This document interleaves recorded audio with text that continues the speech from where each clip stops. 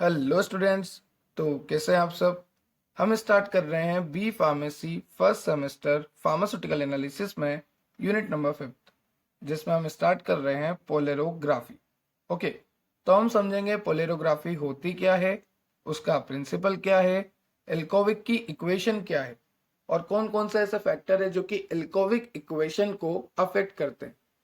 ये आपका आज बेसिक लेक्चर है, फर्स्ट लेक्चर है पोलेरोग्राफी का, जिसमें हम समझेंगे पोलेरोग्राफी होती क्या है, उसका प्रिंसिपल क्या है, एल्कोविक इक्वेशन क्या है, और कौन कौन से ऐसे फैक्टर है जो कि अफेक्ट करते हैं एल्कोविक इक्वेशन को। लेक्चर इंपॉर्टेंट है, क्वेश्चन बनता है। तो चलो लेक्चर को स्टार्ट करते हैं। अगर आपको और वीडियोस देखनी है तो मैंने प्लेलिस्ट की लिंक जो है डिस्क्रिप्शन में दे रखी है। और अगर आपको नोट्स की रिक्वायरमेंट है, नोट्स डाउनलोड करने हैं, तो मैंने टेलीग्राम की या फिर वेबसाइट की लिंक भी आपको डिस्क्रिप्शन में दे रखी है। आप जाके विजिट कर सकते हैं। तो चलो शुरू करते हैं आज का टॉपिक। तो देखो पोलेरोग्राफी होती क्या है। पोलेरोग्राफी एक इलेक्ट्रोकेमिकल मेथड है। क्या है? एक इलेक्ट्रोकेमिकल मेथड है जिससे हम मेजर कर सकते हैं करंट वोल्टेज कर्व।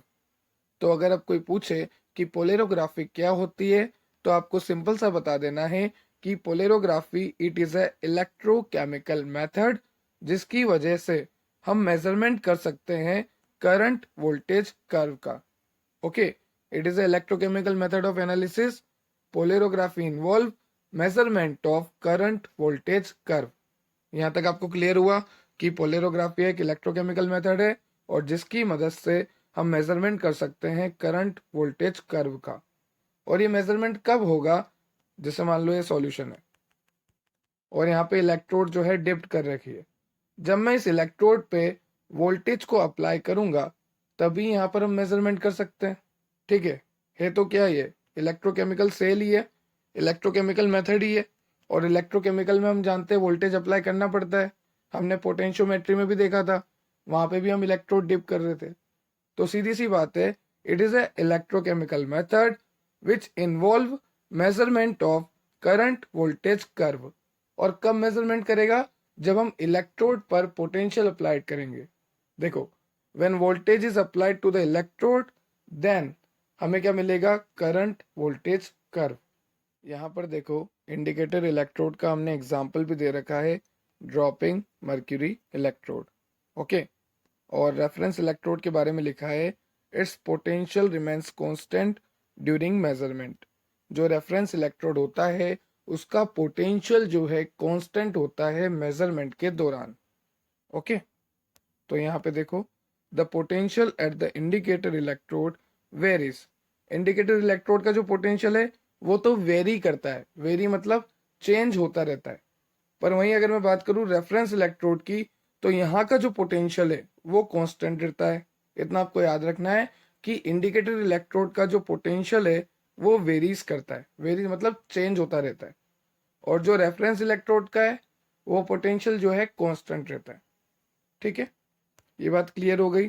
तो इंडिकेटर में तो जो है वेरी करता है और रेफरेंस में कांस्टेंट रहता है पोटेंशियल।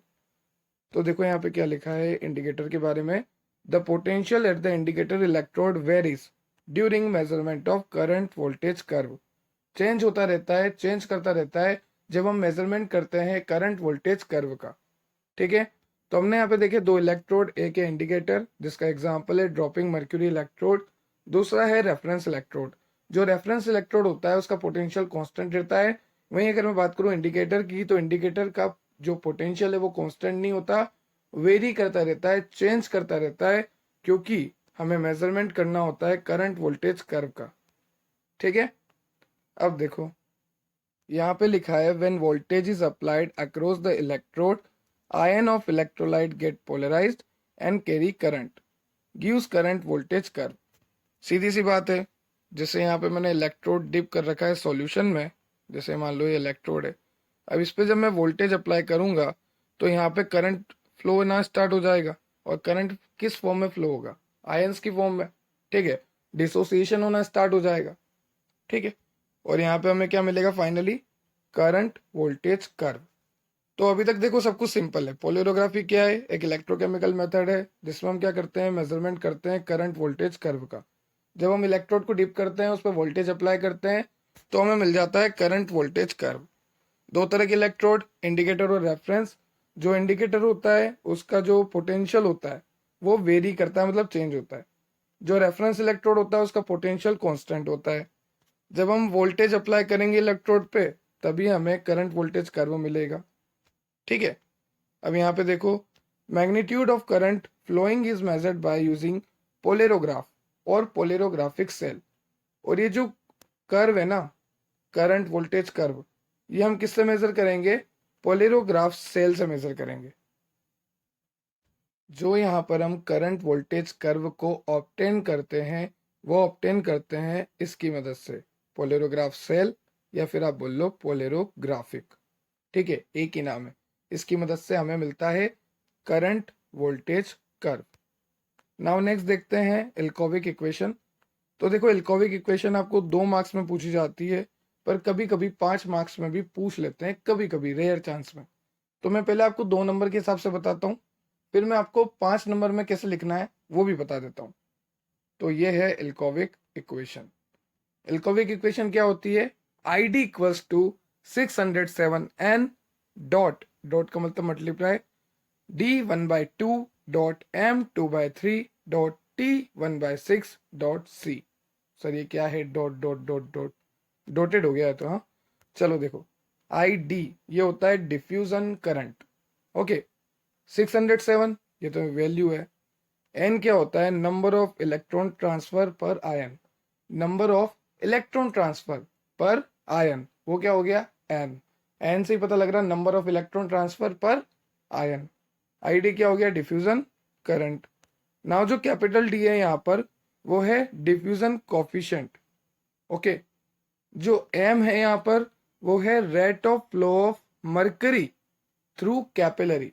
कैपिलरी से कितना मरकरी फ्लो हो रहा है उसकी रेट क्या है, वो है M, rate of flow of mercury through capillary. तो देखो, एम के बाद है यहाँ पर टी, और टी का मतलब होता है drop time of 1 mercury drop. मतलब मरकरी की जो ड्रॉप है वो कितने टाइम में गिर रही है। जैसे आपने नल बंद किया तो वहां से ड्रॉप गिरती है पानी की, टप टप टप, तो वो कितने टाइम इंटरवल के बाद गिर रही है मरकरी। ठीक है, वो यहाँ पर टी दिया हुआ है। और जो सी है वो है कंसंट्रेशन ऑफ आयन। तो ये है आपकी इल्कोविक इक्वेशन, इसे अच्छे से रट लेना। I D equal to 607 N d1/2 m2/3 t1/6 dot C. तो ये तो 2 मार्क्स के हिसाब से हो गई। अब देखो 5 मार्क्स में से कैसे लिखेंगे? फैक्टर अफेक्टिंग बता देंगे कि ऐसे कौन कौन से फैक्टर है जो हमारी एल्कोविक इक्वेशन को अफेक्ट करते हैं। If all factor remaining constant, जैसे मान लो सारे ही कांस्टेंट होंगे, एन डी एम टी, ये सारे अगर कांस्टेंट होंगे तो होगा क्या यहाँ पे? जो आईडी है, ये आईडी और ये सी बचा, क्योंकि ये सारे तो कांस्टेंट हो गए। तो अगर ये सारी वैल्यू कांस्टेंट होगी तो मैं कह सकता हूँ I D directly proportional to C. I D और सी आमने सामने रह गए। ठीक है, तो अगर सारे फैक्टर कांस्टेंट होंगे, जैसे एन डी एम टी सारे कांस्टेंट होंगे, तो आई डी जो है डायरेक्टली प्रोपोर्शनल होगा सी के। और जब मैं ये प्रोपोर्शनल हटाऊंगा तो एक कांस्टेंट आएगा, तो ऐसे आता है आई डी इक्वल्स टू के का मतलब कांस्टेंट, सी का मतलब कंसंट्रेशन, इस तरह से। अब देखो फैक्टर अफेक्टिंग, सबसे पहला है कंसंट्रेशन ऑफ आयन, दूसरा है temperature. We maintain constant temperature, हमें कांस्टेंट टेम्परेचर रखना पड़ेगा। अगर कांस्टेंट टेम्परेचर नहीं रखेंगे तो प्रॉब्लम है। Viscosity, rate of diffusion of electrostatic species depend upon viscosity of medium. Viscosity जो है मीडियम की वो रेस्पॉन्सिबल होती है रिएक्शन होगी नहीं होगी।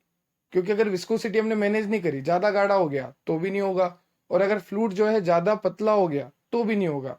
तो हमें विस्कोसिटी मेंटेन करनी पड़ती है। नेक्स्ट है हाइट ऑफ मरकरी कॉलम।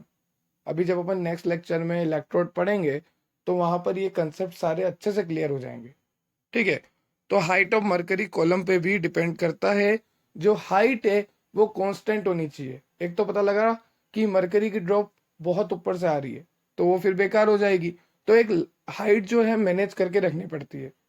इसे और कॉमन लाइफ के एग्जाम्पल से रिलेट करूँ तो कुछ लोग बहुत छोटे होते हैं, कुछ लोग बहुत ही लंबे हो जाते हैं, और कुछ होते हैं मीडियम हाइट के। ठीक है, तो मीडियम हाइट वाले सही रहते हैं, बहुत छोटे भी बेकार लगते हैं, बहुत लंबे भी बेकार लगते हैं। तो बस हाइट जो होती है ना वो भी डिपेंड करती है, ठीक है, जो हाइट होती है ना मरकरी कॉलम की वो भी डिपेंड करती है, वो भी कांस्टेंट रहनी चाहिए। तो ये सारे फैक्टर अफेक्टिंग थे इल्कोविक इक्वेशन के। आज का आपका लेक्चर था कि पोलरोग्राफी होती क्या है और इल्कोविक इक्वेशन क्या होती है, ऐसे कौन कौन से फैक्टर है जो कि इल्कोविक इक्वेशन को अफेक्ट करते हैं। तो ये था आज का आपका लेक्चर। अगर आपको किसी और टॉपिक से रिलेटेड डाउट है तो आप कमेंट सेक्शन में कमेंट कर सकते हैं। अगर आपका भाई बंधु या रिलेटिव या कजन क्लास 10th में है या 11th-12th में नीट की प्रिपरेशन कर रहा है तो ज़रूर उसको ये चैनल सजेस्ट करें, क्योंकि यहाँ पे मैंने बायोलॉजी क्लास 11th-12th, केमिस्ट्री की इंपॉर्टेंट क्वेश्चन सीरीज और साथ में प्रैक्टिस करवा रखी है हर चैप्टर की, बेसिक कंसेप्ट क्लियर हो जाएंगे। तो ज़रूर उन्हें सजेस्ट करें, सारे लेक्चर आपको प्लेलिस्ट में मिल जाएंगे। आई होप आपको लेक्चर पसंद आया होगा। Have a nice day. Thank you.